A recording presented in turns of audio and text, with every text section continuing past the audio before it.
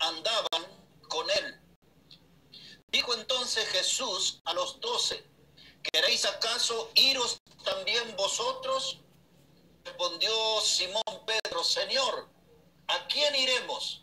Tú tienes palabras de vida eterna, y nosotros hemos creído, y con tú eres el Cristo, el Hijo del viviente.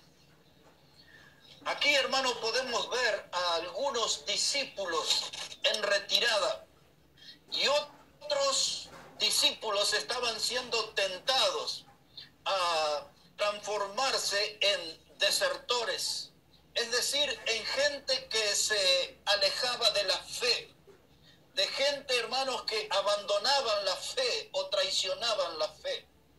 Cuando hablamos estamos de esa clase de personas, de alguien que abandona la fe, de alguien que se aleja de la fe o de alguien que traiciona la fe.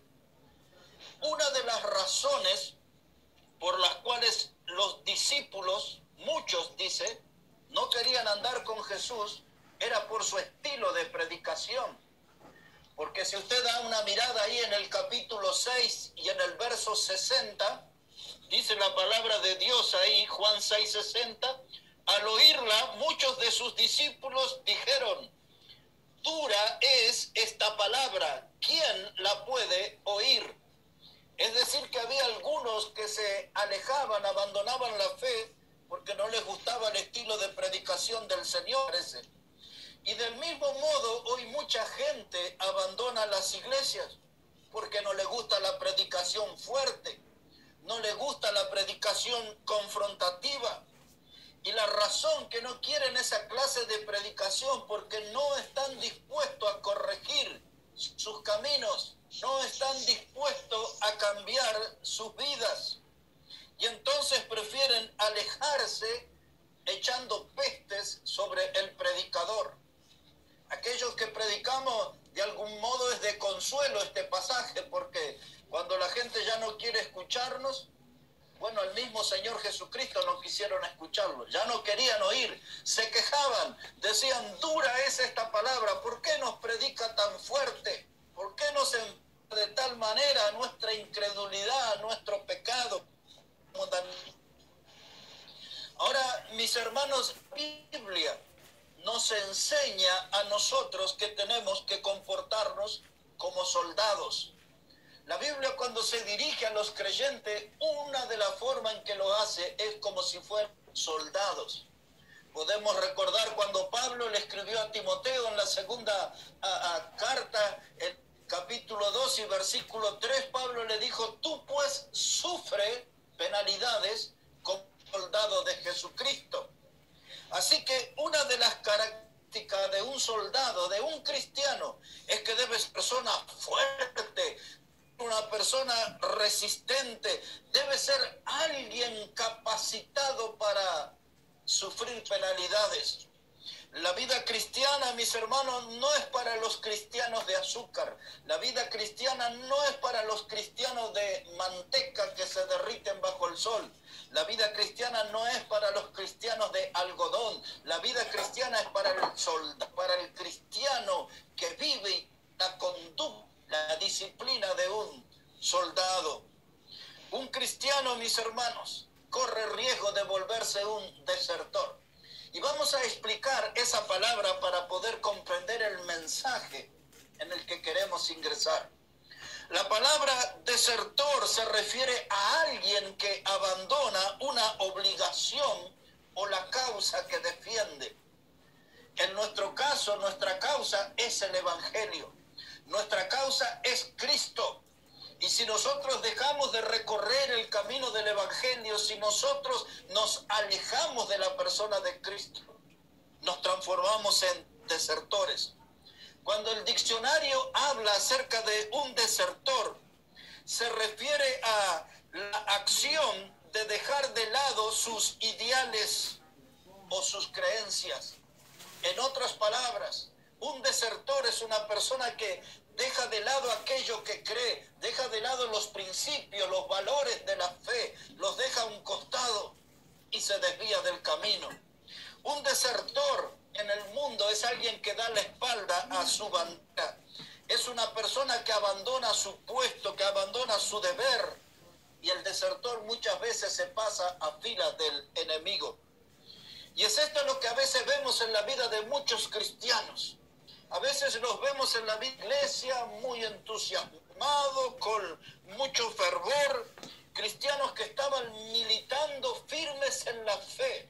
De pronto los encontramos que andan de la mano con Satanás y en una comunión perversa que sabemos que le va a traer ruina. Cristianos que dejan la fe, que dejan el camino de Dios y se van a andar en las cosas del diablo y andan de las manos con el diablo y se meten en un camino que va a ser de paso, de destrucción y de ruina.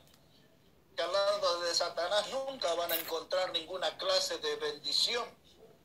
Nuestros hermanos, en esta noche, el propósito es recordarnos algunos de los pasos que se pueden dar en la vida de un desertor. Algunos de los pasos que se pueden ver o notar en la vida del desertor. Y que eso sea una luz roja de advertencia, una luz roja de alarma, que nos llame la atención a cada uno de nosotros en esta noche para que no le fallemos al Señor, transformándonos en desertores. Uno de los pasos que da un desertor es cuando tiene un excesivo amor por el mundo. Es decir, cuando un cristiano empieza a tener un excesivo amor por el mundo o por lo mundano, está dando el primer paso para volverse en un desertor, en alguien que va a abandonar la fe, que va a abandonar el evangelio, que va a abandonar el camino del Señor. Cuando usted empieza a sentir mucho amor por el mundo o lo mundano. Si pueden mirar ahí en su Biblia la primera carta de Juan, capítulo 2, para los más nuevos, bien al fondo de la Biblia, antes de Apocalipsis, ahí va a encontrar la carta de Judas y antes va a encontrar las cartas de Juan. La primera carta de Juan, el capítulo 2 y versículo 15. Aquí tenemos un llamado de atención en este pasaje. Dice así la palabra de Dios, primera carta de Juan, el capítulo 2 y versículo 15. Dice, no améis al mundo, ni las cosas que están en el mundo. Si alguno ama al mundo, el amor del Padre no está en él. Porque todo lo que hay en el mundo, los deseos de la carne, los deseos de los ojos y la vanagloria de la vida, no proviene del Padre, sino del mundo. Y el mundo va y sus deseos, que hace la voluntad de Dios, permanece para siempre. Lo primero que nos dice el versículo 15 es, no améis al mundo. La palabra mundo tiene diferentes significados, depende del contexto.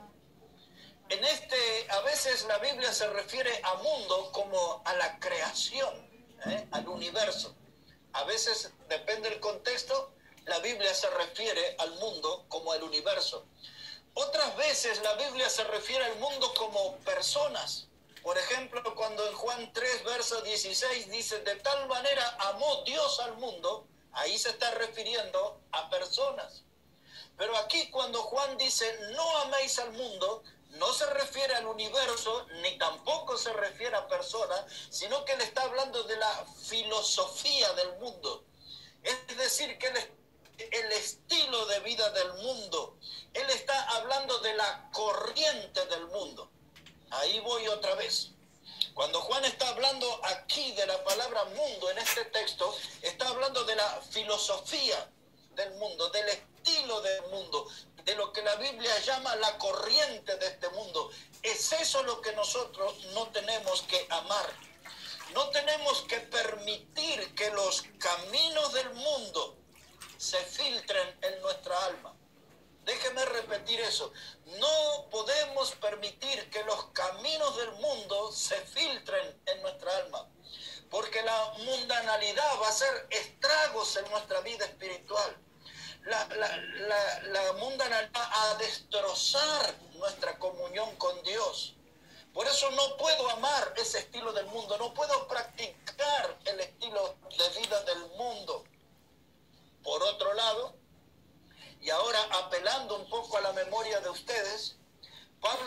en 2 Corintios 6:14, dijo, no os unáis en lo desigual con el incrédulo.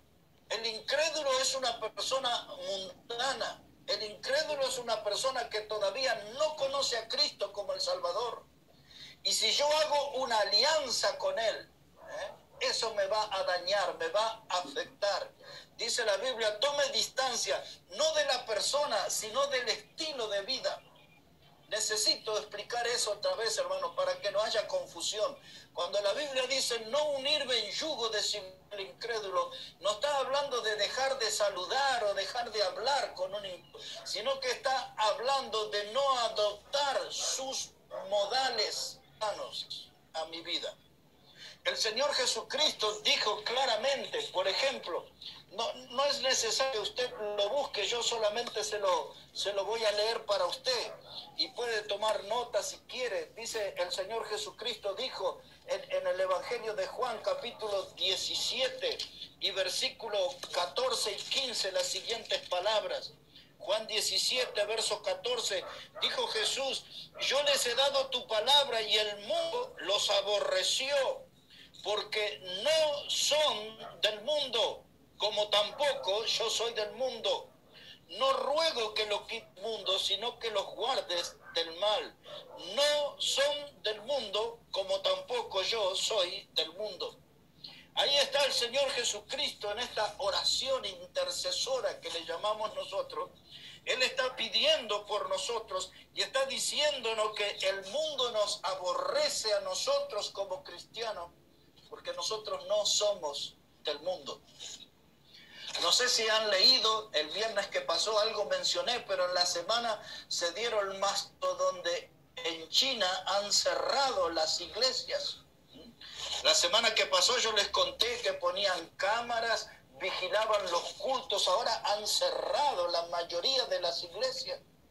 Esta semana en Nigeria mataron 14 hermanos bautistas en un culto, entraron y los masacraron. La semana anterior yo les conté que hacían fosas y eran nuestros hermanos en la fe y los prendían fuego. Y estas cosas están pasando, el mundo nos aborrece porque nosotros no somos del mundo. El Señor Jesucristo lo dijo claramente aquí. Él había dicho en el Evangelio también de Juan, dijo él aquí en el Evangelio de Juan, dice estas palabras, capítulo 15, verso 18. Dice, si el mundo os aborrece, sabed que a mí me ha aborrecido antes que a vosotros. Si fuerais del mundo, el mundo amaría lo suyo, pero porque no sois del mundo, antes yo os elegí del mundo, por eso el mundo os aborrece. Estos textos merecen poner la lupa, estudiarlos, repasarlos, entenderlos bien. Pero en síntesis Jesús nos está diciendo que el mundo nos aborrece, a Él lo aborrecieron y a nosotros también por ser sus seguidores. Y Él nos explica, no se desanimen, no se desalinen. La razón por la que el mundo los aborrece, los desprecia, siente odio, es porque ustedes no son del mundo. ¿Cuándo dejamos de ser del mundo? Ya que creímos en Jesucristo como el Salvador. El día que creímos en Jesús como nuestro Salvador, ese día Él nos sacó del mundo. El día que nuestros pecados fueron limpios por la sangre del Cordero, dejamos de ser del mundo. Es como cuando la sangre del Cordero fue puesto en los dinteles de las puertas allá en Egipto para que Israel saliera libre. Aquella sangre le protegió. Y allí el ejército egipcio los persiguió y los acorraló contra el mar. Y Dios abrió las aguas del Mar Rojo. Y hoy el mundo nos persigue. Y un día de esto sonará la trompeta y Dios abrirá las puertas del cielo y nos vamos con Él. La misma figura del Antiguo Testamento hoy se está repitiendo. Razones por las cuales el mundo nos aborrece. El mundo muchas veces con sus luces nos encandila. El mundo muchas veces a sus luces llama la atención.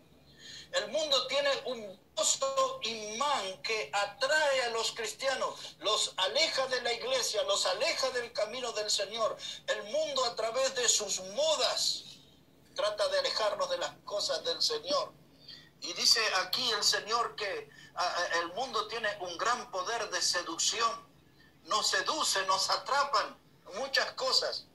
Por decir una nada más, un celular.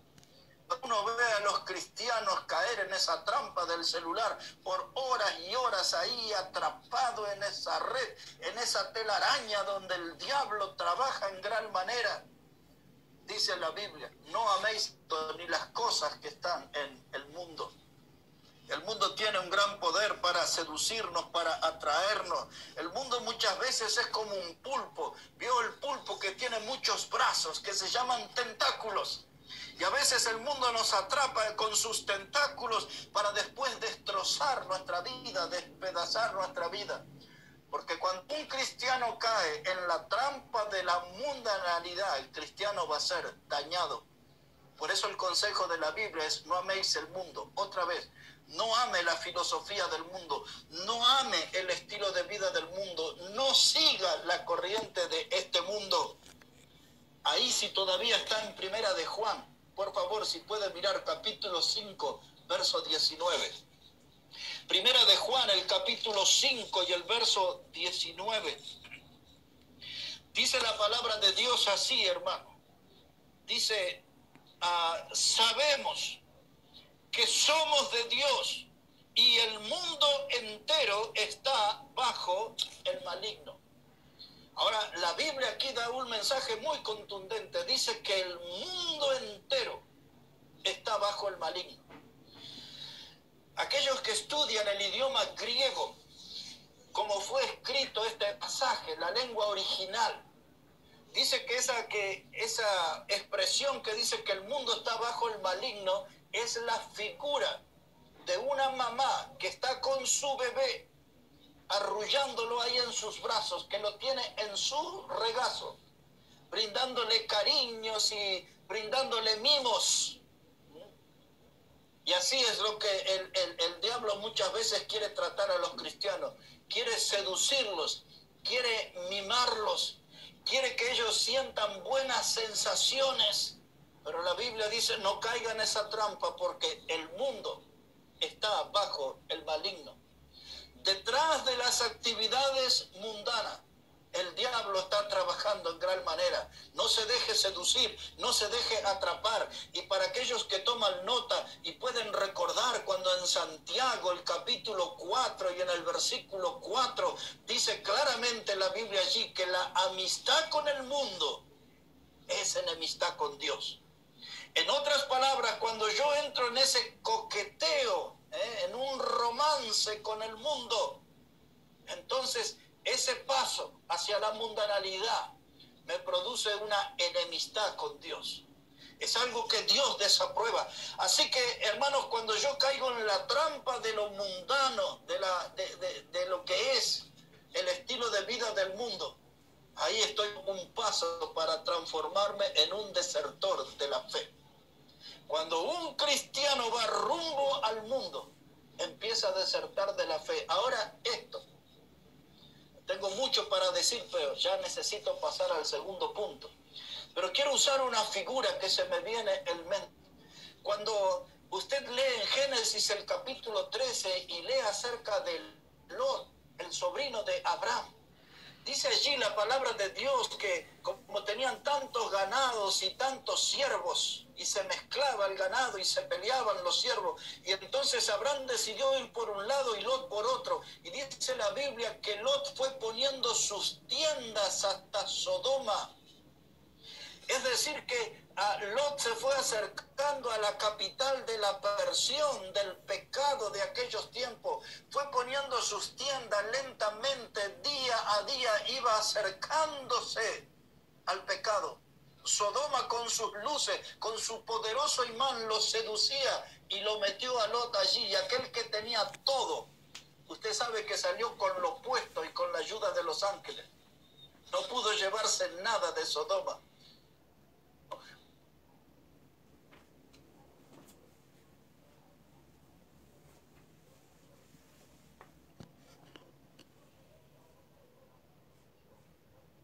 Pasito, día a día, nos comenzamos a acercar al mundo, aceptamos sus caricias, aceptamos el coqueteo del mundo.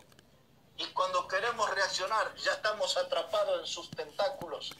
Y cuando estamos en las manos del mundo, el mundo nos va a hacer grande daño.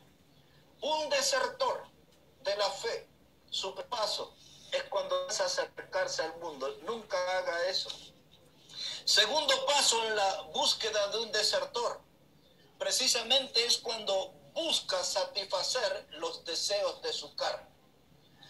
Cuando un hijo de Dios busca satisfacer los deseos de su carne, él es un firme candidato a transformarse en un desertor de la fe. Alguien que va a abandonar la causa de Cristo, el camino del Señor. Veamos algunos consejos de la Biblia para aquellos que están en ese peligro de buscar el satisfacer los deseos de su carne. Si puede buscar la carta de Gálatas, capítulo 5, verso 16. Gálatas, el capítulo 5, verso 16. Mire cómo dice ahí la palabra de Dios. Gálatas 5, verso 16. Dice, digo pues, andad en el Espíritu y no satisfagáis los deseos de la carne. Porque el deseo de la carne es contra el Espíritu y el del Espíritu es contra la carne. Y estos se unen entre sí para que no hagas lo que quisieres. Ahora, el verso 16 dice la palabra, andad en el Espíritu. Esa expresión, andar, está en una forma imperativa. Escuche bien eso. Andar está en una forma imperativa, no opcional. Es decir, que no está diciendo, mire, si ustedes creen oportuno o si a ustedes les parece, andad en el Espíritu. No, no. La Biblia dice, andad, sí o sí. Porque si nosotros no andamos espíritu, vamos a andar en la búsqueda de satisfacer los deseos de nuestra carne. Y ahora Pablo dice ahí en ese versículo 17 que el deseo de la carne es contra el espíritu. Hay un conflicto, hay un combate, una batalla entre la carne y el espíritu. ¿Dónde se desarrolla eso? Adentro de nuestro cuerpo. Ahí está el campo de batalla. Yo ahora no voy a tener tiempo, pero habría capítulo 7 del verso 15 en adelante, donde Pablo plantea esa batalla en el hombre interior. Y entre otras cosas, en ese capítulo 7 de Romanos, dice Pablo, porque mal que no quiero hacer, eso hago. Y el bien que quiero hacer, no lo hago. Dice Pablo, encuentro una ley en mi mente que sirvo a la ley de Dios. Pero encuentro otra ley en mis miembros que sirve a la ley del pecado. ¿Ve el conflicto ahí? Tremendo. Y pues llega a esta conclusión en ese capítulo 7 de Romanos. Dice, el miserable de mí podrá liberarme de este cuerpo de muerte. Así que hay una batalla entre el espíritu y la carne. Y el campo de batalla es nuestro propio cuerpo. Ahora, en Romanos capítulo 8, ahí me voy a detener un poquito. Si puede acompañarme, por favor, Romanos, el capítulo 8 y versículo 5. Romanos el 8, versículo 5. Estamos en el punto de no satisfacer los deseos de nuestra carne. Pablo explica muy bien este conflicto aquí en Romanos 8, versículo 5. Mire cómo dice la palabra del Señor. Romanos 8, 5.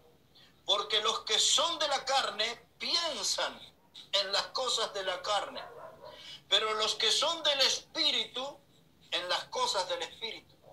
Porque el ocuparse de la carne es muerte, pero el ocuparse de tu vida y paz.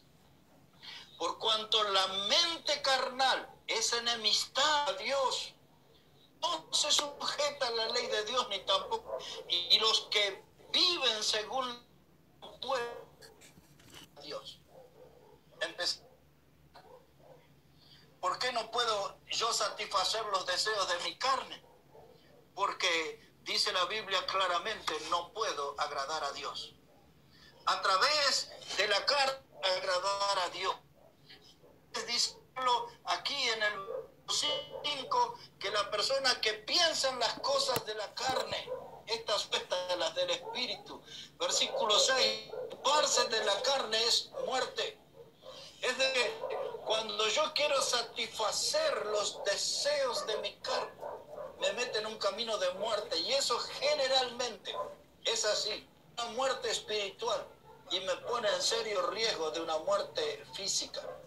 Otra vez, cuando yo quiero satisfacer los deseos de mi carne, me produzca una muerte espiritual, pone en serio riesgo de una muerte física. Por ejemplo, ese cuerpito caprichoso que tenemos nosotros, un buen día nos plantea, dice, un poco de alcohol, ¿no? Un poco de vino en un cumpleaños, alguna cervecita, casamiento, un whisky que la abuela esconde o algo así. Y entonces el cuerpo empieza de, dale, ¿por qué me maltratas tanto? Me tenés muy sediento, dame un alcohol. Y un día ahí sus piernas dicen, me tenés aquí tancada, quiero ir a bailar, dame al baile. Estoy hablando de figuras, de los deseos de la carne. Nuestra carne nos exige cosas, nuestra carne nos impone cosas, preciosa, dejarnos. Si yo satisfago los deseos de la, estoy en batalla contra el Espíritu de Dios. Espero, hermanos, que me estén comprendiendo. Se lo voy a poner en dos ejemplos, uno masculino y otro femenino. Los deseos de la... Para los que toman nota pueden poner ahí también Romanos, ese verso 14, que ahí habla de no satisfacer los deseos de la carne. Pero el ejemplo es Sansón, por ejemplo. Sansón andaba con sus padres y vio una mujer de Timná y ya le pintó su romanticismo y le dijo Sansón, padre, tomádmela por mujer que me gusta. Sansón no le dijo, bueno, esta es una linda mujer para ser un devocional. Es una linda mujer para leer un capítulo de los Salmos. Eso es lo que le planteó Sansón. Esa mujer, mire qué linda que es para tener un tiempo de oración junto con ella, para ir a las reuniones de la iglesia. No, Sansón miró con ojos espirituales a esa mujer de Timná. Él le dijo a los padres, tomádmela porque me gusta. Sansón era un santo mundo, un hombre que nació con muchos privilegios. Su nacimiento fue anunciado un ángel. Solamente el Señor Jesús en el bautismo, ese mismo privilegio que tuvo Sansón. Sus padres, Manoa, su madre, eran unos niños santos que amaba a Dios. Y este hombre que nació para ser un libertador, un juez de la nación, recorrió caminos torcidos de la inmoralidad. Empezó con esa mujer Timná y terminó después allí enseña el libro de los jueces, terminó con una prostituta enredándose con ella. Y un día se enojó porque vino la gente del pueblo y se cargó una puerta al hombro de la ciudad y se la llevó al monte. Y después lo vemos envuelto con una mujer que se llamaba Dalila y llegó a dormirse en sus rodillas, y ese fue el principio del fin. Sansón era un hombre muy enamoradizo, sus carnes, demasiado deseo, y deseos exagerados le llevó a la muerte mismo. Aquel edificio desplomó sobre él y ahí Sansón quedó sepultado bajo el peso de su pecado. Un hombre que tenía deseos en su carne y él quería satisfacer sus deseos y eso lo enfrentó a Dios.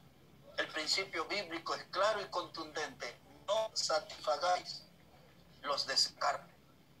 El tratar de complacer la carne nos puede meter en caminos pecaminosos y nos puede parar en la vereda de enfrente de Dios. Mujer con deseos carnales. Ella se llamaba Jezabel. Hay una Jezabel en el Antiguo Testamento que desvió los caminos de Acab y de todo el pueblo de Israel. Tuvo que aparecer Elías para enfrentar a esa mujer y su pecado. Pero en el Nuevo Testamento, en Apocalipsis capítulo 2, verso 18, comienza hablando de una iglesia que se llamaba Tiatira. Y había una mujer que se puso al frente de la congregación y Dios reprendió a esa mujer que se llamaba Jezabel también. Y esa mujer, Dios le dijo que ella había seducido a los siervos de Dios y les había enseñado una doctrina que era de las profundidades de Satanás. Y aquellos que no querían obedecer, ella les enseñó lo que era el adulterio y la fornicación. Es decir, que si no lograba imponer la doctrina desde el púlpito, le imponía la doctrina desde la cama. Y Dios, ese mismo lugar, dice, le trajo una enfermedad a esa mujer. Una mujer muy pecaminosa en la casa de Dios. Una mujer que estaba en la búsqueda de satisfacer los deseos de la carne. Terminó postrada en una cama. Sansón bajo los escombros de aquel edificio aplastado. Y ahora se enciende nuestra luz. De alarma.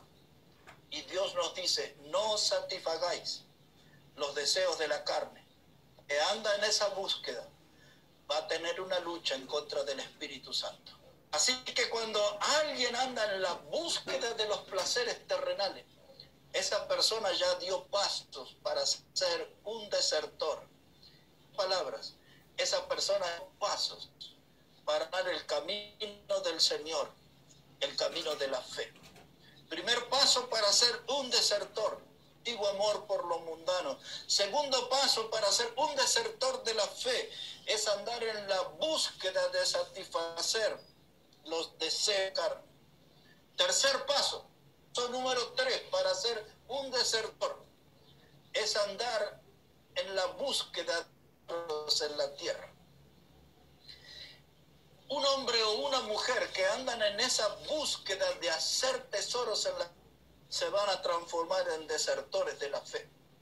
Por eso cuando usted lee allí en 1 Timoteo capítulo 6, versículos 9 y 10, dice que raíz de todos los males, amor al dinero, el cual amando algunos se extraviaron de la fe. Ahí está la palabra, se extraviaron, es decir que le camino. Y hoy hay mucha gente que anda en la búsqueda de lo material en esta vida. Y entonces andan en el de hacer tesoros en la tierra. Recordarán ustedes cuando en Mateo 6, versos 19 al 21, el Señor Jesucristo dijo que no debemos hacer tesoros en la tierra porque la polilla y el orín corrompen. Él dijo, haced tesoros en los cielos. Y luego en el verso 21 le dice, porque donde está tu tesoro, allí también estará tu corazón. Si su corazón está solamente inclinado a don dinero, hay algunos que piensan que es un siervo, pero el dinero se transforma en un amo cruel de muchas vidas. El dinero empuja a los cristianos del mundo, el dinero saca a la gente de la iglesia y los pone en el camino del pecado, de los vicios. Y dice que hay que hacer tesoros en la tierra. Pero el pasaje que vamos a leer para este punto está en Eclesiastés capítulo 5. Mire lo que hace el dinero ahí. Es el capítulo 5, versículo 12 a 16. Voy a leer ahí detenidamente para que veamos los peligros de estar atados, encadenados a don dinero. Eclesiastés, el capítulo 5, versículo 12. Mire cómo dice la palabra del Señor allí. Eclesiastés 5 y versículo 12. Dice la palabra de Dios, dulce es el sueño del trabajador, coma mucho o coma poco, pero el rico no le deja dormir la abundancia.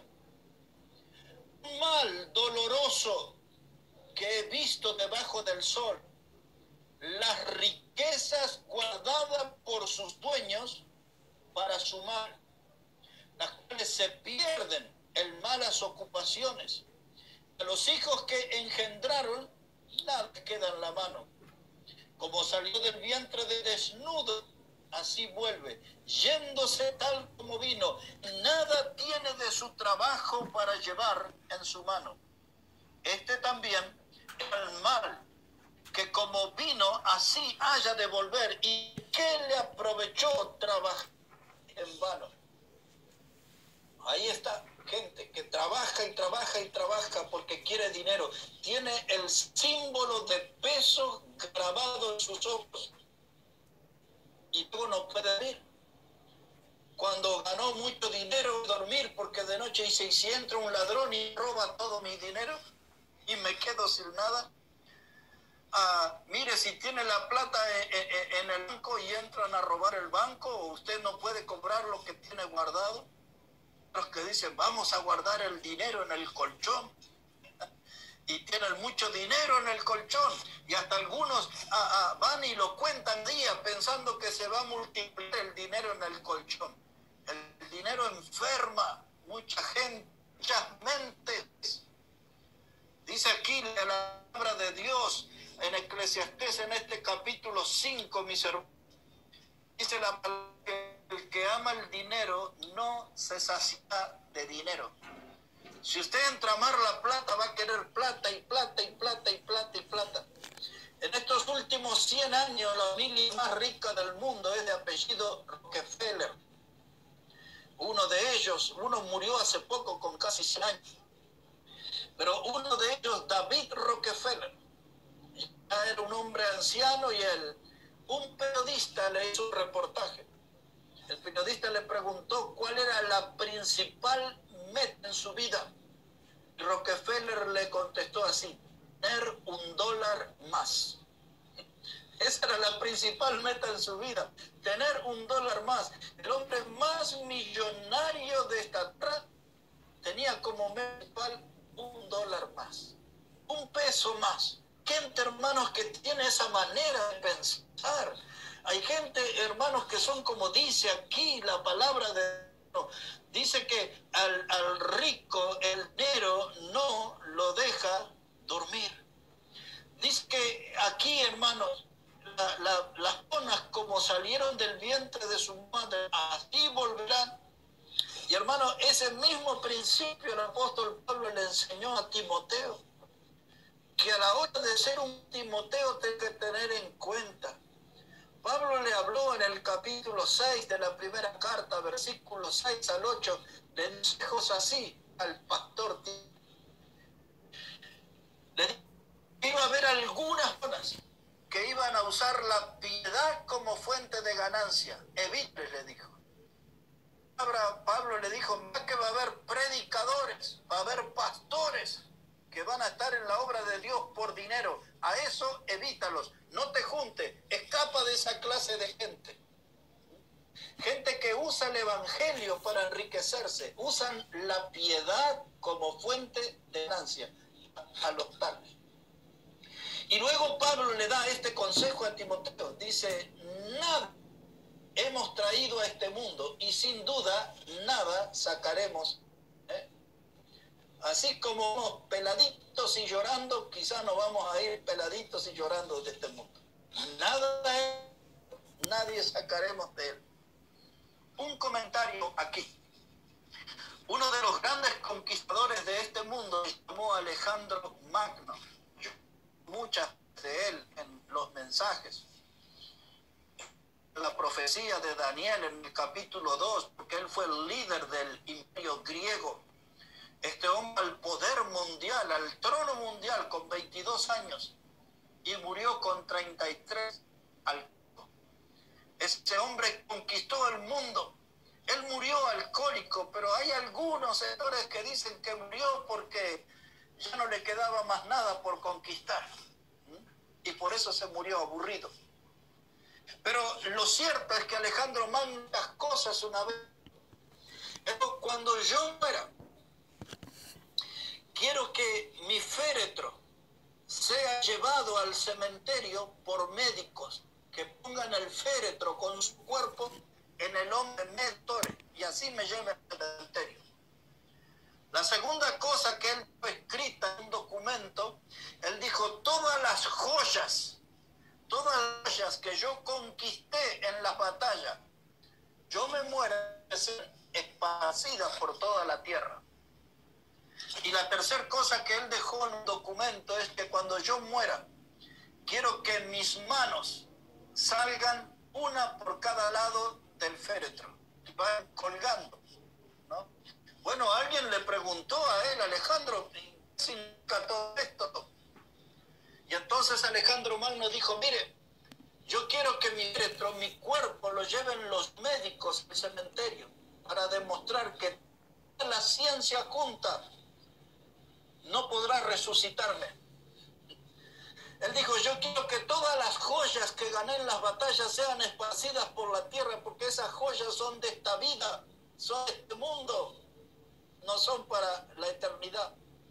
Y quiero que mis manos, una de un lado y otra del otro del féretro, vayan colgando, que todos los que las vean noten que me voy sin nada de esta vida hacia la eternidad.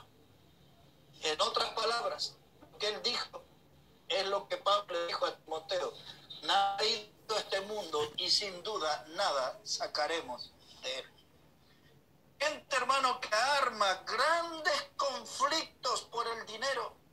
Hay gente, hermanos, que se dejan crecer las uñas y dicen, porque si me voy de esta vida, aunque sea, me llevo un poquito de oro en las uñas, algo de valor en mis uñas.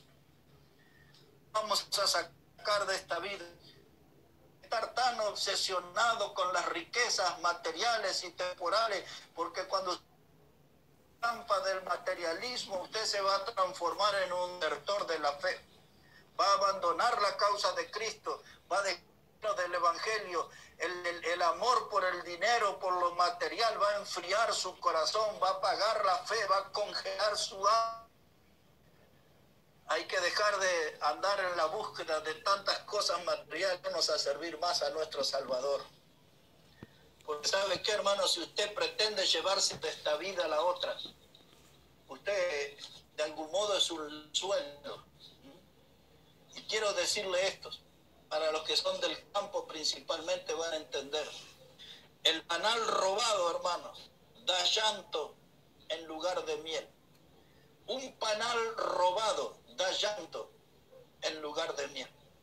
Cuando usted quiere robar ahí un panal, llenarse de la dulzura de miel y le ataquen las abejas, va a notar que el querer robar un panal le va a dar más llanto en de miel. Mejor no intente llevarse algo de este mundo a la eternidad, cuando la Biblia ya se lo asegura, nada hemos traído y sin duda nada sacaremos de él. Pasos para transformarme en desertor, excesivo amor por lo mundano. Pasos para transformarme en un desertor de la fe, andar en la búsqueda de los deseos carnales o de satisfacer mis deseos carnales. Paso para transformarme en un desertor, andar en la búsqueda de hacer tesoros en la tierra. Número 4. El paso número 4 para volverme en un desertor es tener un vuelco hacia la idolatría. Un vuelco a la idolatría, una inclinación a la idolatría. Y ahora quiero que me acompañe allí a Primera de Corintios, el 10. Primera de Corintios, el capítulo 10, versículo 18. Es muy posible que algunos de ustedes no conozcan este texto, porque siempre leemos en la cena del Señor los versículos que siguen, pero no esto. Estos que voy a leer están relacionados con la cena del Señor y con este punto de la enseñanza del peligro de tener un vuelco hacia la idolatría que me vuelva un desertor. Primera de Corintios, capítulo 10, verso 18. Mire cómo dice la palabra de Dios. Si usted quiere leer el 16, se va a dar cuenta que está hablando de la cena del Señor este pasaje. Porque el 16 dice que la copa de bendición que bendecimos no es la comunión de la sangre de Cristo. El pan que partimos no es la comunión del cuerpo de Cristo. Mire, está hablando de la cena. Verso 16. Pero mire, verso 18, que es de nuestro interés. Dice, mirad a Israel según la carne. Los que comen de los sacrificios no son partícipes del altar. Pues, que el ídolo es algo, porque algo lo que se sacrifica a los ídolos. Antes digo que lo que los gentiles sacrifican, a los demonios lo sacrifican y no a Dios. Y quiero que vosotros os hagáis partícipe con los demonios. No podéis beber la copa del Señor y la copa de los demonios. No podéis participar de la mesa del Señor y de la mesa de los demonios. Aquí está hablando de ese conflicto. La carne y el espíritu. La luz y las tinieblas. Cristo y el diablo. La idolatría, hermano, es todo aquellas cosas o personas que nos separan de Dios. Un ídolo es toda aquella cosa o persona que se interpone entre Dios y nosotros, pone en el medio. Detrás de cada ídolo siempre hay un demonio. Para mí es importante que usted se grabe esa enseñanza. Cada ídolo siempre hay un demonio. Y todo demonio exige un sacrificio. Quiero otra vez repetir, tras de cada ídolo siempre hay un demonio. Y todo demonio siempre exige un sacrificio. Les voy a contar una historia, voy a dar la cita, nada más. En segundo libro de los Reyes, el capítulo 17, versículo 16, hay una cantidad enorme de pasajes. Pero por ejemplo, Segunda Reyes, capítulo 16, y versículo 16 y 17, hablando de ellos reyes que sacrificaban a los ídolos, y en esa locura de los ídolos llegaban a quemar a sus propios hijos. Hay una cantidad de pasajes que hablan de eso. Uno de los reyes que hacía eso se llamaba Manasés. Los que toman nota pueden poner también Ezequiel 23, versos 37 a 39. Pero aquí en Segunda de Reyes 17, dice la palabra de Dios, verso 16, dice: dejaron todos los mandamientos de Jehová, su Dios, y se hicieron imágenes fundidas, 2 becerros, y también imágenes de acera, y adoraron todo el ejército de los cielos, y sirvieron a Baal, en pasar a hijos, a sus hijas por el fuego, con adivinaciones y agüeros, y se entregaron a hacer los ojos de Jehová, dándole. Por ejemplo, uno de esos ídolos se llamaba Moloch, por ejemplo. Era conocido también, parece, con el nombre de Milcom. Y era un hombre con cabeza de toro. Y ahí era un ídolo que se hacía en metal, como hierro. Y a ese ídolo le ponían ahí leña, lo prendían fuego, tal se quedaba el rojo vivo. Y ahí venían y sacrificaban a los niños, los pequeñitos, los ponían en los brazos. Y allí los niños, el fuego los consumía.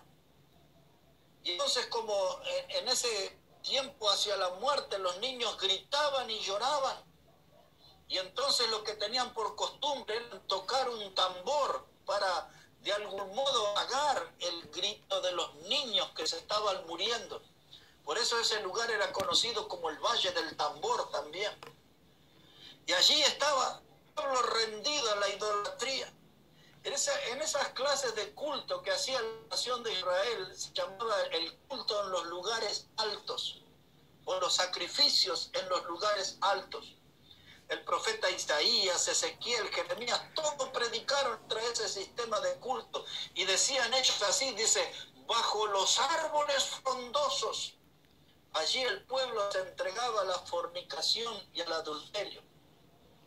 Siempre donde hubo un ídolo, los demonios estaban trabajando. Cuando se hizo el becerro de oro, dice que allí había una música que era una gritería, una guerra. Dijo Moisés y Josué en ese diálogo, dice, oigo voz de cantar. Y el otro le dijo, no, no, parece gritos de guerra. Era un destrozo que pasaba alrededor del becerro de oro.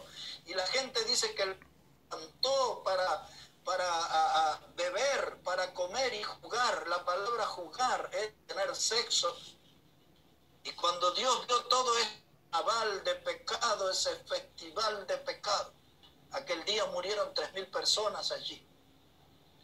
Hermanos, siempre detrás de un ídolo hay una actividad satánica. Y a veces tenemos que ver aún nosotros en cosas que parecieran tan inútiles, como un equipo de fútbol, una cantante, un actor, una actriz. Y tenemos ahí en las habitaciones a veces fotos y cuadros de esos que son los ídolos. Un cantante, un político. ¿Cuántos hay, hermanos, que andan ahí metidos en la política y se pelean por política como no se pelean defendiendo la fe? Se pelean por líderes políticos como nunca pelearon por la causa de Cristo. Hay iglesias que se dividen. Yo recuerdo una iglesia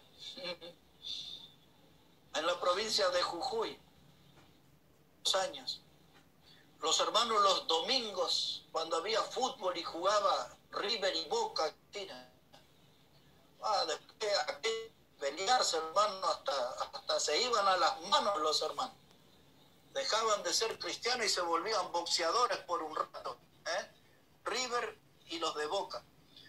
En el tiempo que yo llegué no vi esas peleas, pero me contaron. En el tiempo que yo llegué se peleaban por la política. Algunas de las personas de las iglesias agarraron algún cargo de concejal, de consejero escolar, ahí donde había dinero. Y hoy en día se pelean por la política. Acá en la Argentina, los que son peronistas y los que son y los partidos obreros, comunistas, socialistas. Ahí en Bolivia yo veo muchos hermanos que escriben a favor del más y otro a favor del menos, y hay como 7 candidatos ahora ahí, se pelean los hermanos, pero yo no los veo pelear por la fe con esa contundencia. Y entonces tienen su líder político, este es nuestro héroe, este es a quien seguimos, votamos, apoyamos, aportamos, y hasta algunos le dan más dinero a los políticos que a la obra del Señor. ¿Sabe qué, hermano? Eso es idolatría. Y tienen ahí imágenes de su líder político, pero no tienen ni un pasaje bíblico en su casa. Esas cosas tenemos que verlas, hermano. Tenemos que revisarlas. Porque todo eso son principios de idolatría. Un actor, una actriz, un cantante, un político. ¿Quiénes son los ídolos? Dice el texto que leímos de Corintios. Dice, no puedes participar de la mesa del Señor y de la mesa de los demonios. Defínete. ¿Quieres la política mundana o quieres seguir a Cristo? ¿Quieres tener un líder? ¿Quieres tener aquí un cacique para seguir? ¿O quieres seguir a Cristo? La Biblia nos plantea eso.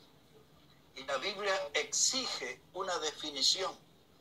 Porque cuando yo permito que un líder se interponga entre Dios y yo, entonces estoy dando un paso para transformarme en un desertor. Un desertor de la fe. Alguien que abandonará el camino de Dios. Alguien que va a abandonar la causa de Cristo. Y yo tenía mucho interés en hablar hoy con los... y el viernes próximo creo que hablaré un poco más de esto también. Pero tenía mucho interés de hablar con los cristianos nuevos, los que son la fe. Porque estas cosas tenemos que aprenderlo del principio. Porque después que pasan años y seguimos a ídolos durante años, sábado y domingo nos metemos en la iglesia, el mal queda enquistado en nosotros y nunca lo corregimos. Mejor aprender los pasos en el camino del Señor y sacar los ídolos y darle lugar a Dios y solo a Dios en nuestra vida. Le voy a hablar de 2 ídolos más. Puedo hablar de mucho. Como digo, creo que el otro viernes vamos a hablar un poco. Pero de los ídolos que vemos hoy más comunes son los tatuajes. Los tatuajes es un motivo de lo que usted cree o de lo que usted ama. Alguien me preguntó una vez, ¿me puedo tatuar en el cuerpo Dios es amor? Bueno, la verdad que es una gran verdad que Dios es amor, pero la Biblia dice que no se marcas, no se imprima más en el cuerpo. Y cuando yo veo eso, yo creo que eso implica a cualquier frase. No lo haga, es lo que dice la Biblia.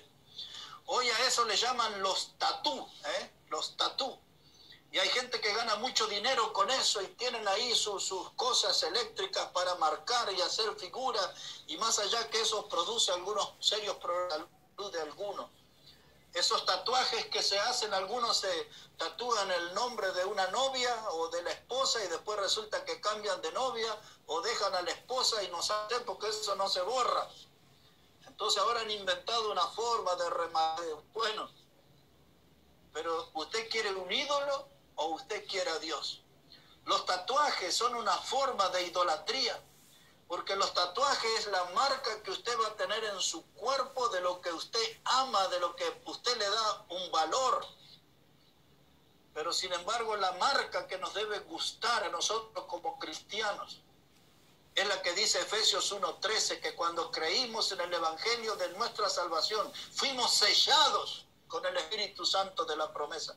Es esa la marca que debemos amar, el sello del Espíritu. Ese sello que habla Efesios 1:13 nos habla de nuestra identificación con Cristo, nos habla de nuestra pertenencia. Ese sello del Espíritu Santo en nuestra vida dice: ¿quién es nuestro propietario? Somos propiedad divina, somos propiedad de Dios. No debe haber lugar en mi vida para otro tatuaje. Debo conformarme y estar feliz de que fui sellado con el Espíritu Santo de la promesa de Dios. Otro de los ídolos, que algunos quizás digan, bueno, yo no pensé en eso, es el alcohol. El alcohol es un ídolo. Desde la vieja historia de los griegos, era un ídolo que se llamaba Dionisio. Dionisio era el dios de la fertilidad y del alcohol para los griegos. Los romanos, que eran muy perversos, tomaron esa idea y le pusieron a su dios Baco. Ya los romanos no le llamaban Dionisio, le llamaban Baco, que era el dios del vino y de las orgías sexuales. En ese tiempo se llamaban las bacanales, donde había mujeres consagradas para la inmoralidad y la gente le rendía culto a Baco, el dios del vino. En nuestra sociedad, los fines de semana, hoy escuché a un periodista decir eso, que es tan común, tan común. Dice, hoy es viernes y mi cuerpo lo sabe, porque está bien para un baile y vuelven el lunes a la casa. Hay algunos que salen un viernes y se van a jugar y a fumar por ahí, en toda clase de juego con casi cosas así. Se pierden los fines de semana. Muchos de los hermanos que trabajan en los talleres, hay algunos que lo ven el viernes y después hasta el martes no aparecen ahí en la máquina para coser. Se toman sus fines de semana largos porque tienen un ídolo, tienen un encuentro religioso con el alcohol. Y ahí hay bailes, inmoralidades y otra cantidad de pecados, pero el encuentro es el alcohol. Y el alcohol se vuelve como una religión. Algunos de la cerveza, otros de del vino. Y aquí hay una bebida, nunca la tomé yo, pero se llama Fernet. Y muchos hablan de eso y esperan el fin de semana para tomar Fernet. Entiendo que lo mezclan con otra bebida. Y entonces están esperando para practicar su reunión de semana. Sale el taller el viernes a las 7 de la tarde, 8 de la noche, y practicar su religión. Un encuentro con alcohol. Y a lo adoran al alcohol, y el alcohol, ellos piensan que el alcohol los protege de los males. Ellos dicen que el alcohol les hace olvidar de sus problemas, les alivia sus penas. El alcohol es el quitapena. Y después aparecen con tremenda cirrosis en el hígado y se mueren. Hermanos, hay muchos que tienen una botellita de alcohol como ídolo y nada debe interponerse entre Dios y nosotros. Y hay algunos cristianos que le dan al trago a escondida. A escondida no es que Dios los ve. Nosotros no nos enteramos ni sentimos su aliento alcohol quizás, pero Dios ya sabe en qué rincón escondida usted le da al saurio por ahí. Hermano, el alcohol es un ídolo para muchos. Muchos le rinden. El alcohol es una de las religiones que más gente convoca los fines de semana. Y hasta hoy mucha gente rompe cuarentena para encontrarse con otros para rendir culto al alcohol.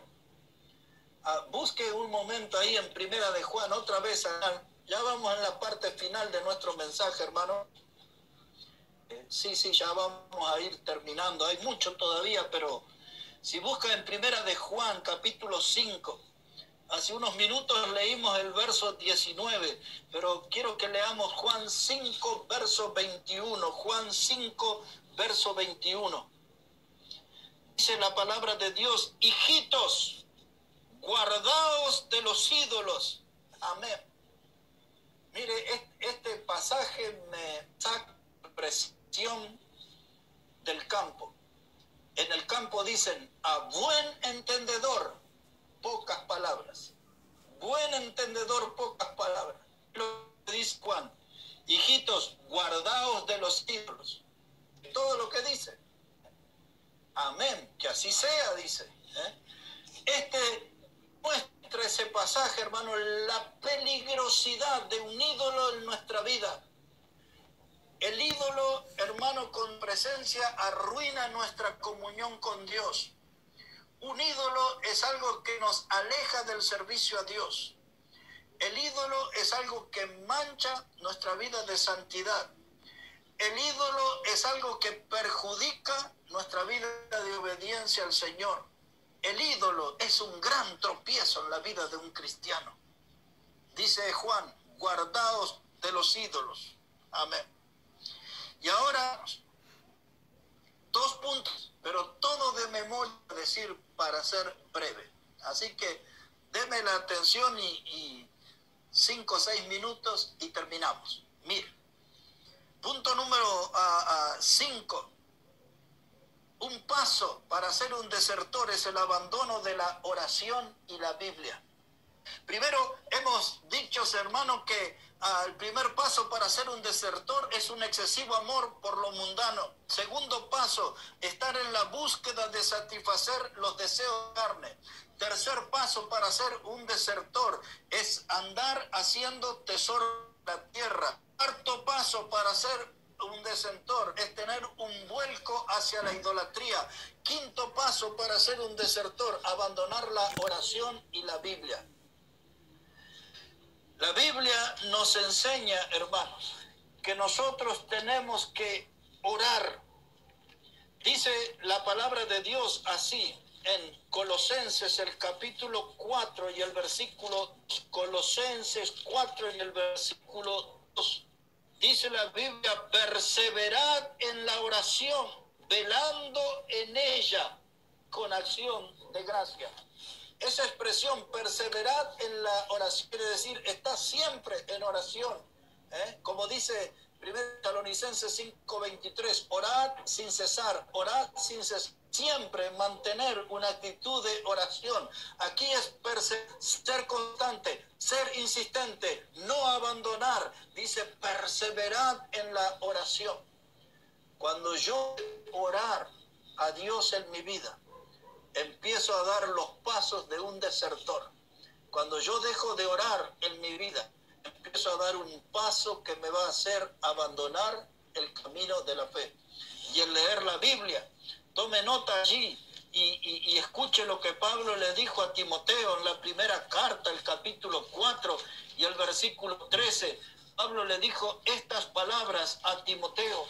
Primera de Timoteo 4:13 dice: entre tanto que voy, ocúpate en la lectura, la exhortación y la enseñanza. Ocúpate de la lectura. No deje que su Biblia junte polvo en la mesita de luz de su casa o en la biblioteca de su casa. No deje que se llene de polvo durante toda la semana. Léala, dice Pablo. Ocúpate de la lectura. Profundiza en la palabra de Dios. Hay algunos que no quieren leer, que a sol nuevo no tienen comprensión. Dice, no sé por dónde empezar, no sé qué leer. La Biblia dice aquí, ocúpate de la lectura. Lee, porque toda la Biblia es buena. Toda la Biblia es buena, no tiene desperdicio. Usted lea y lea. Aquí no dice que usted tiene que entender, aquí dice que usted tiene que leer. Ese es el tema. Dice, ocúpate de la lectura, de la exhortación. Esa palabra exhortación significa animar, animar con el consejo de Dios, animar con la palabra de Dios. Y dice, y en toda la enseñanza. No enseñe de acuerdo a su experiencia, enseña de acuerdo a la doctrina, enseña de acuerdo a los principios de la palabra de Dios. Dice la de Dios, hermanos, que usted puede volverse en un desertor. Se abandona la oración y se abandona la lectura de la Biblia. Último punto, hermano, que quiero tocar para terminar, es que los desertores, hermano, son los que dejan la casa de Dios. Un desertor es aquel que deja la casa de Dios. Ahora escuche estos consejos. Cuando el escritor a los hebreos escribió en el capítulo, verso 25, dice el escritor a los hebreos, no dejar de congregarse como algunos tienen por costumbre. A mí me gusta decir como algunos tienen por mala costumbre. No debe dejar de congregarse, tiene que venir a las reuniones, tiene que participar en la iglesia local, tiene que tener compañerismo con otros hermanos, un compañerismo en Cristo, tiene que mostrarlo, tiene que expresarlo, tiene que mostrar usted que tiene comunión más con los hermanos que con los mundanos. Venga a la iglesia, venga a la iglesia. Usted se congregue, no deje de asistir. Dice, no dejar de congregar como algunos tienen por costumbre, y más cuando ve que aquel día se acerca. ¿A qué se refiere la Biblia? Cuando la venida de Cristo esté próxima. Y Cristo, yo se lo defino así, como dice la Biblia, Cristo está viniendo. Cuando en el libro de Apocalipsis, capítulo 22, versos 6 y 7, verso 20, verso 12 del capítulo 22 de Apocalipsis, dice el Señor, yo vengo pronto, yo vengo pronto, yo vengo en breve. Esas expresiones quieren decir, estoy viniendo, Cristo está viniendo. Y la Biblia dice, conociendo esa doctrina, no dejes de congregarte, porque Cristo ya está regresando. Yo no quiero que me encuentre en un boliche bailable. No quiero que me encuentre en el mostrador de... No quiero que me encuentre colgado en el alambrado de un comportándome como un energúmeno, como un barra brava. Cuando Cristo venga, yo quiero que me encuentre en sus caminos, encuentre en la casa. No deje de congregarse. Vaya a la iglesia, a reunión. Póngase esa meta cuando termine esta pandemia, esta cuarentena, a la casa del... me voy a congregar, ahí me voy a animar con mis hermanos, ahí me voy a fortalecer en mi vida espiritual, en mi cristiana, en la iglesia local voy a crecer, en la iglesia local voy a echarse, en la iglesia local voy a servir a mis almas. No deje de reunirse, porque si no, ¿sabe qué? Es triste la experiencia. Cuando usted lee el Salmo 42, recuerda aquel que dice, como el ciervo brama junto a las corrientes de las aguas, así clama por ti, oh Dios, alma mía. Y después dice, mi alma tiene sed de Dios. Porque cuando usted deja de venir, cuando usted deja de congregarse, usted empieza a maltratar su alma. Usted empieza a lastimar su alma. Y así como sus piernas le reclaman baile, como su boca le reclama por un trago de alcohol, su alma le reclama porción de la palabra de Dios. Escucha su alma que le dice: tengo hambre, dame una porción de la Biblia, dame un alimento espiritual, dame un alimento santo. El salmista dice: mi alma tiene sed de Dios. Y en el Salmo 84, allí el salmista habla, dice que él, como los gorriones, eligen estar en el atrio de la casa de Dios. Dice: yo quisiera estar en la casa de Dios. Y llega el Salmo 84, verso 10, y dice el salmista que yo prefiero estar un día en los atrios de la casa de Jehová, allí en el altar de Dios, que 1000 fuera de ellos. Así dice el salmista: yo prefiero un día junto a los altares en el atrio de la casa de Jehová que 1000 días en el mundo lejos de Dios. Hermanos, seamos sabios, elijamos bien, no seamos desertores, no sigamos, hermanos, esos caminos del pecado que nos van a alejar de la fe y del camino en que el evangelio. No. En el campo militar, en tiempo de guerra, cuando hay un desertor, alguien que deja la fila del ejército, y si ese desertor es atrapado, lo someten a algo que se llama la ley marcial. Y esa ley marcial generalmente condena al desertor al fusilamiento. Mi pregunta final es: en la próxima batalla de la fe, ¿estarás presente? ¿Dirás: presente, mi Señor? ¿O serás un ausente sin aviso? Un ausente sin aviso es un desertor. Yo no quiero estar en esa lista de personas que abandonan. Yo no quiero estar en esa lista de personas que dejan la causa de Cristo. Yo no quiero estar en esa multitud que gustó la predicación del Señor. Dijeron: ya no vamos con Él. Ya no querían andar con Él. Yo quiero ser como Pedro. Aclaremos, Señor, si tú tienes las palabras de vida eterna. Y usted sabe, es el autor de la vida, es el consumador de la vida. Yo quiero andar solo con Él. No quiero ser un desertor de la fe. Bueno, que Dios bendiga su palabra en esta noche, mis hermanos.